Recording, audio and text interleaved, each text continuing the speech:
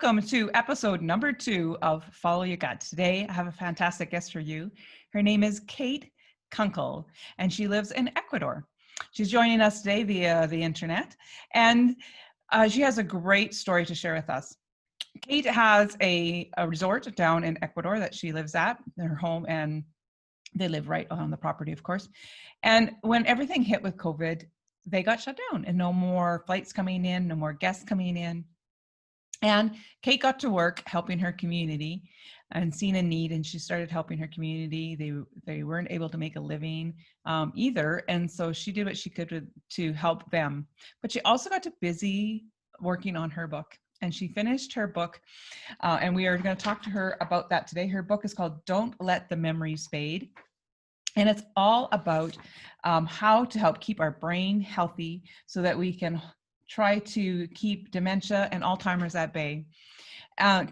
Kate, we talk about gut-brain connection. We talk about the power of music to help heal us and keep us healthy. And we talk about the most important time to start taking care of your brain, which is right now. If you haven't already, it's time to start now. So join us. We look forward to sharing their knowledge with you. And I just wanted to share what Kate's mission is. To share all that I have learned about protecting the brain and the power of music and words to inspire and heal with anyone who is called to work on their own health and happiness. And I think that sums it up wonderful. So stay tuned and let's hear what Kate has to say and all about her phenomenal book that is released on September 12th. Just a reminder that the information on the podcast is just that. It's for your information. It is not intended to replace advice from your medical team. I hope that we inspire you, however, to be your own health advocate, to do your own research, talk to your medical team, and find out what is best for you. This episode of the podcast has been brought to you by your unique fuel system. Clean your gut, energize your health, and fuel your passions. Find the foods that are causing your illness and which ones will fuel your success. Good food is not good for you if that's what is causing your health issues. For more information about the program, go to yvonneking.ca and book a free discovery call with me, and let's see if the program is good for you. Our next program starts on October 13th. If you are watching this on the replay, you can go to the website and send me a message, and I will let you know when the next program starts.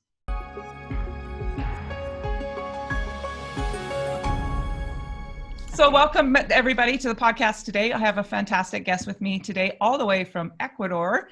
So we're so excited that she could make it today. She has a brand new book coming out, all about the brain and how we can keep our memories from fading. How do we protect our brain and stay healthy so that we can do our best to keep off things like Alzheimer's and dementia, that kind of stuff. Her name is Kate Kunkel, and I am so excited to have you here today, Kate. Welcome to the show. Thank you so much, from a fellow Canadian in Ecuador. Yeah, yeah, it's such a cool story how you're down there too. It's neat. So just so I forget to mention, you have a lot of cool things going on. You're a harpist, right? You have this beautiful passion for helping people with their health, and you have a retreat in Ecuador. Yes. You have all kinds of cool things. So they can check out your website at katekunkel.com. Right? Mm-hmm. Is that the best place for them to go? Cool. Best place, katekunkel.com. Yep. Yeah. So not that we can all travel much right now, but well, you know what? We're allowed now to have guests on the property, and Ecuador opened up its we don't have to have a 2-week quarantine anymore like Canada, because I would like to come home because it's time to have a memorial for my mom. She passed away in December with dementia, and I'd like to get back to Canada, but I'm not going to sit in a room for 2 weeks. So I'm not going back there, but people can come to Ecuador now without the quarantine. You just have to have a negative test within, I think, 6 days or something. So we're starting to get inquiries into coming down again.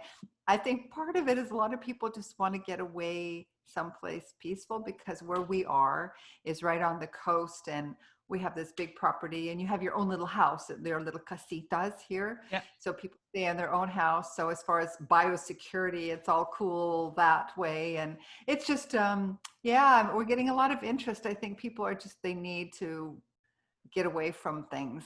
Yes, which we'll get into stress, I'm sure, Yes. right? And how that affects our health, our brain health, and our overall health, all parts of our body, right? And that, yeah, Absolutely. people just want to get away from this and have a little bit of stress relief and things like that too. So cool. So your book is coming out right away, September 12th. Your new book comes out, which I believe is would have been your mom's 82nd birthday, right? Yeah. Yes, so cool. I I just love that you picked that date, because that's the inspiration for the book, was your mom. Absolutely. Yeah. And so to have it come out on her birthday is so cool.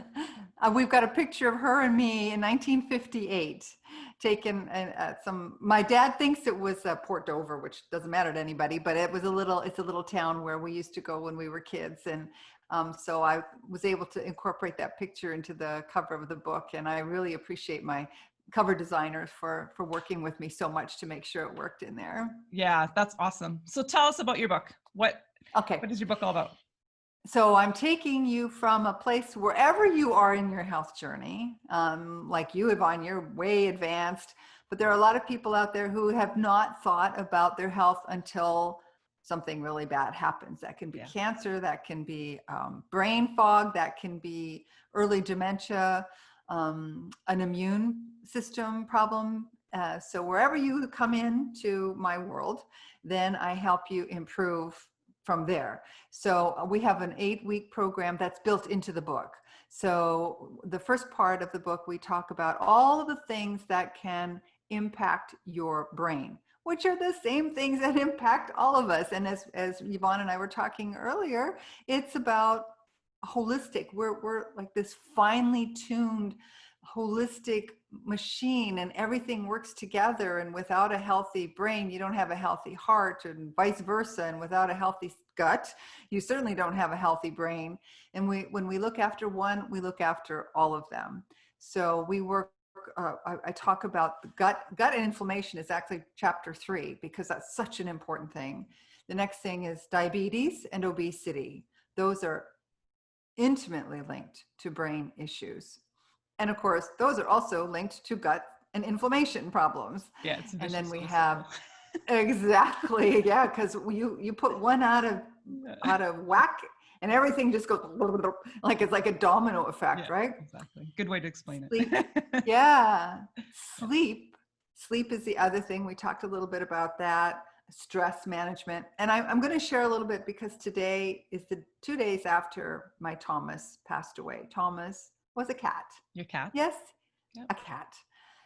But with all the stuff that's been going on in my life, and I'm pretty good at stress management, but I eat really well. I look after my gut. I'm totally whole foods, plant-based. But when Thomas died 2 days ago, quite unexpectedly, I lost it. I admit that it was the straw that broke the camel's back. And I even wrote a blog about it. I have a blog, by the way, and there's lots of good information there, but it was like, okay, I've had enough. I've just, like, between the COVID thing and mom dying and my dad having strokes and all of this other stuff going on, I realized that, yeah, I thought I was dealing with it really well. I'm eating well. I'm looking after my belly. I'm sleeping. I was making sure to do all the things you need to do to get a good sleep, meditating, walk on the beach every day. I mean, what's better than walking on the beach, right? Mm-hmm. But yeah, mountains, I realized mountains. I love mountains too, but they're far away from me. They're both the same. But yeah, so that really brought home to me the importance of not just dealing with stress, but really sitting back and analyzing where it's coming from. Because even though you may be doing all of the practices that you know and that are so helpful, sometimes it's not enough. Sometimes you have to stand back and really analyze where it's coming from.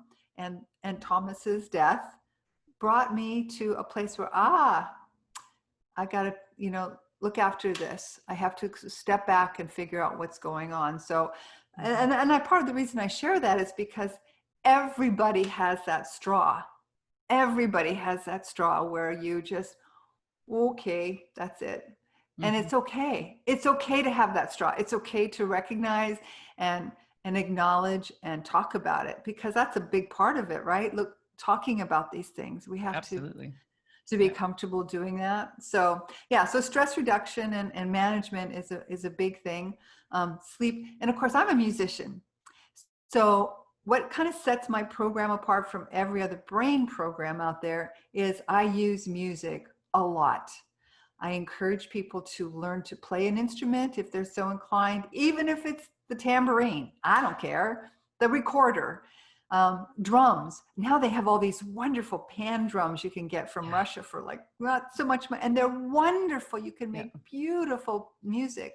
So I really recommend people make music, dance, sing, sing, especially if you can sing with others. You know, there's a whole hormonal thing that goes on when you sing with others, and our hearts connect, and it is such a powerful healer, and it's so good for your brain because you're also making both sides of your brain work. When you're Mhm. actually playing an instrument or Mhm. singing, you're making both sides of your brain work. If you're dancing like the tango or salsa or something where you have to coordinate your foot movements, you know, with Mhm. others, that's Mhm. also very good for the brain. So that's probably what makes mine a little bit different than some other programs, because I'm trying to incorporate that very important part of our spirit and our mind into the holistic, the body, mind, spirit way of preventing dementia.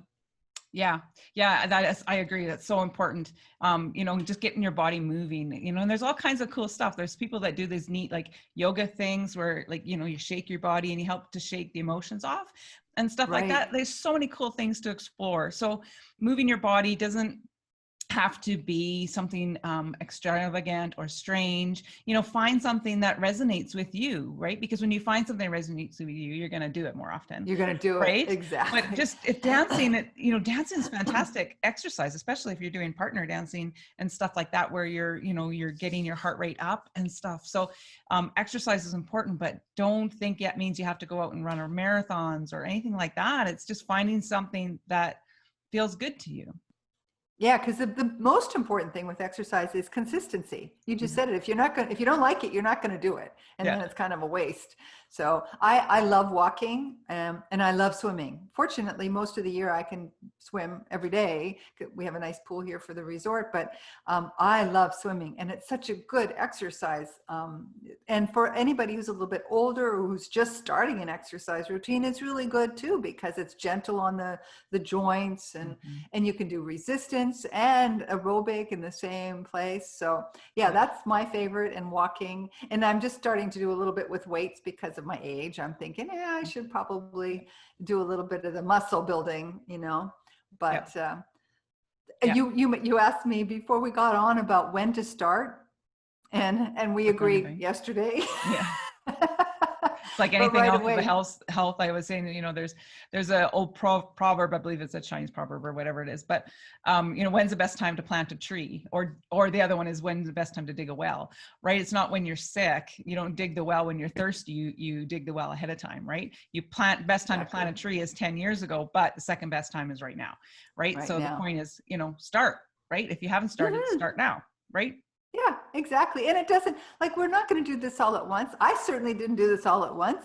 It was 10 years ago when I learned that mom was suffering from dementia. It took me a long time to figure out what to do. And I was suffering, well, it was menopause related, memory Mhm. problems and stress and no sleep. And I realized when I was trying to figure out a way to help her, holy crap, all the stuff that I'm going through can send me down the same road, and I'm not traveling that road. Yeah. So but it was little steps at a time, right? You can't do it all at once, because if you do that, if you try to do that, you're going to fail, because we're not built that way. Yeah. We It's have to way be, too overwhelming. yeah, Yeah. exactly. Yeah. So And yeah, I always anything that say, you do.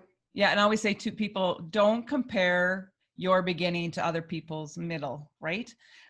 People will look at my diet and, I don't eat much for sugar at all. I do use natural sugars now because my candida is under control. So I use a little tiny bit of honey, but mostly it's dates, right? Like I love dates. If Yeah, I go grab a date or a Larabar or something made of dates, right? right.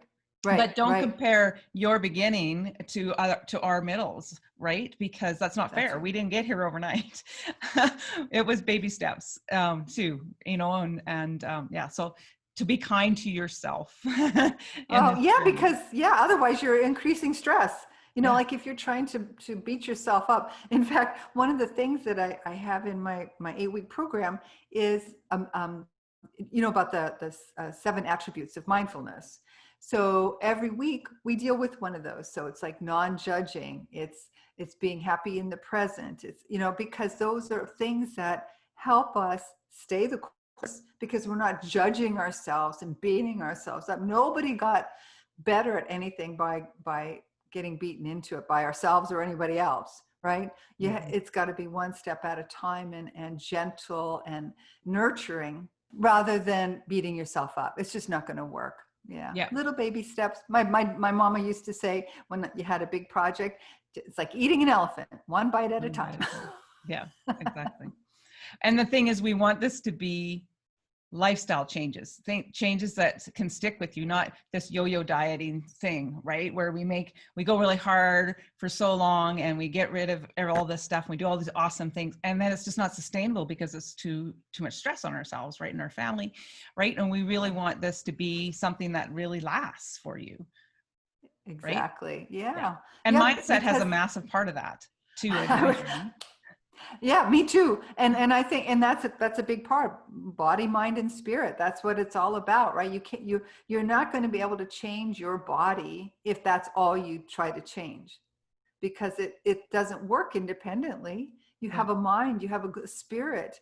And another thing I talk about is spirit. We have to have not necessarily a spiritual practice, but a contemplative practice, something that gives you a way to deal with your inner part, your heart, your soul. And music, of course, is a big part of that, but meditation, it can, however your picture of that is, whether that's prayer or whatever it is, it doesn't matter. That's a huge part of this I call them the 3 pillars of health: body, mind, spirit. Yeah. And yeah, be kind to yourself and others. And Yeah, and lots of times people, when we refer to spirituality, people think of religion, but spirituality is so much different than religion. I mean, religion can be part of your spirituality, but spirituality can become really different. And if you said you can be walking on the beach, that can be part of your spirituality for you. Or for us, we live close to the Rocky Mountains. We're in Alberta, Canada, and the Rockies are only a few hours away. And my husband and I both, like, that's our happy place, right? Like, we just love to be in that quiet solitude. And when we travel now, we starting to travel a little bit, and we go to the beaches and we get that same feeling, right? That fence, just hearing the waves is just like hearing the wind in the mountains, and the birds and all the animals and stuff. yeah. Is just, it just puts you at peace, right? And so it's finding whatever that is for you. And we can't always necessarily be in those to, physically go to those places, but when you realize that that is the place that you feel happy about, you can go there anytime you want to go there. Right? And Yeah, our brain doesn't really know the difference between whether we're actually there or whether we're imagining there. We still get a lot of the same benefits exactly. from it, right? Yep, the same hormones are created, the same. It's like, as a musician, when I was practicing, I was a professional for 20 years, and lots of times I wasn't able to get to my instrument when I was learning something. I would be traveling or whatever, and if you do it in your mind, it doesn't make any difference whether you, like, even sometimes I would play with my fingers on the planes or Yeah. whatever and do this, but mostly it was just in my mind. And it does the same thing. So you're practicing, and it's the same thing. Athletes do it. You envision what you're going to do, how you're going to run, how you're going to jump, whatever you're going to do. And how that That's the makes you same as feel. actually, exactly. And that's Yeah. exactly, yeah. So it's the same with your spiritual practice, your happy place. Yeah. Yeah. I know when I was 14, I think I was in grade 9, I was skiing here, and I hit a bump, and I had a really bad wipeout, and I ended up putting out my neck really bad. And so all my life I had terrible back pain and headaches and stuff like that. And I used to get these wicked migraines. And the only time they would go away was when I went scuba diving. And they always told us when you're scuba diving, you were to never go scuba diving if you had a headache. Well, I knew that as soon as I got in the water, like even a foot down, my headache would disappear, because my headache was really about stress, right? Right. And that was my happy place. And I remember when I actually had my very first child, when I was in labor, like that's where I went. I just imagined myself being under the water, because I knew that would take away, you know, the stress and the pain of it all, right? And so when you find something like that, like it's just amazing. I didn't know about the power of all of it, you know, the science behind it back then. I just knew this worked. So I just did it. Awesome. Right? Scuba But when you diving. find that happy place, you know, you can go there whenever you want to go there. You have the power to do that. Absolutely. Yeah. Pretty cool. So I know, like myself, I was one of the reasons when we first met, I was really felt connected to you, because my family has, my grandma had dementia. And so does my uncle. I'm his power of attorney. And so it can really sometimes be in a family prevalent, but just because it's in our genes doesn't mean it gets turned on. No. It's our environmental things that are around us and what we eat and what we allow our body to be exposed to that can help sometimes turn those genes on, as the naturopaths will say, right? So what kind of things can we do to help keep our brain active? If we're eating healthy already and things, what kind of things can we help do to keep that brain alert? And so besides the food and the exercise and stress reduction and sleep is hugely important. There's something called autophagy, and it's when your brain, when you're sleeping or when you're in a state of ketosis, your brain is actually getting rid of the garbage that accumulates, because just like our lymph glands, we have a glymphatic system, and we need to clean all the trash out of our brains as well. So that's one thing, autophagy. And so 12-hour fasts, so we call it time restricted eating. In addition to eating properly, if you can restrict your time of eating to 12 hours or less. My husband and I are pretty well down to 8 hours a day that we allow that we eat. We just like an intermittent fasting. It works out. Yep. Yeah, intermittent fasting. It's very powerful for protecting your brain. It inspires autophagy. To get into a mild state of ketosis, not these this heavy stuff where you have to pee all the time and check how much ketones you have. The best thing you can do is just get into the state of autophagy by time restricted eating and having healthy fats. People keep saying that it's got to be fat free, it's got to be low fat. I'm telling you here right now, no, it is not the way to go for a healthy brain. It's not the way to go for a healthy anything, especially your bones. Young women who are listening to this, mark my words, do not do low fat, no fat, because you are not going to do your bones any favors. You're not going to do your brain any favors. We need it. We need healthy fats.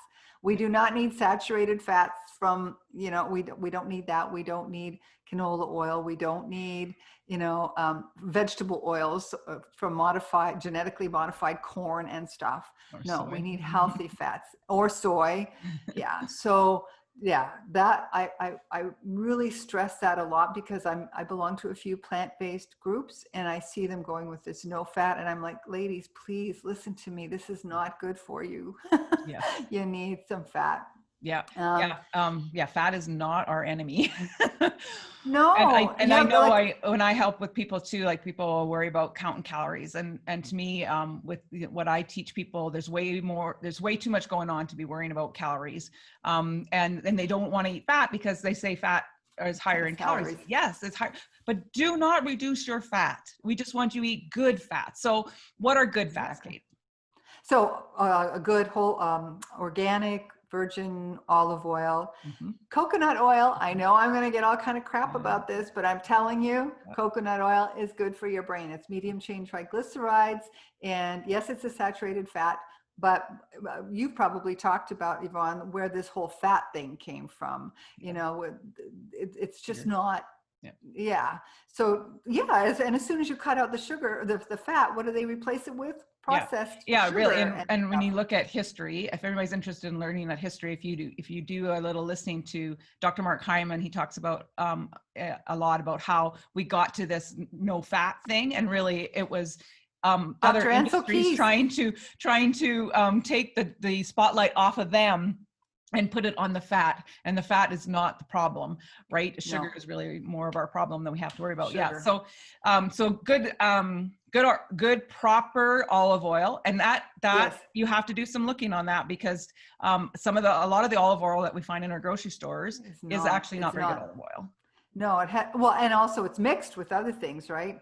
So you have, because there aren't good regulations saying how much has to actually be olive oil, and the olive oil that gets sent to North America especially is often oil that has not been stored properly. It's been in light. You want to make sure it's in a dark bottle. That's always the best way to do it. Avocado oil is also a really good oil. Sesame oil, if it's properly processed, is also good. Those are the 4 that I pretty well stick to. How about you? Well, I'm not vegan, so I use grass-fed organic butter in my house, right?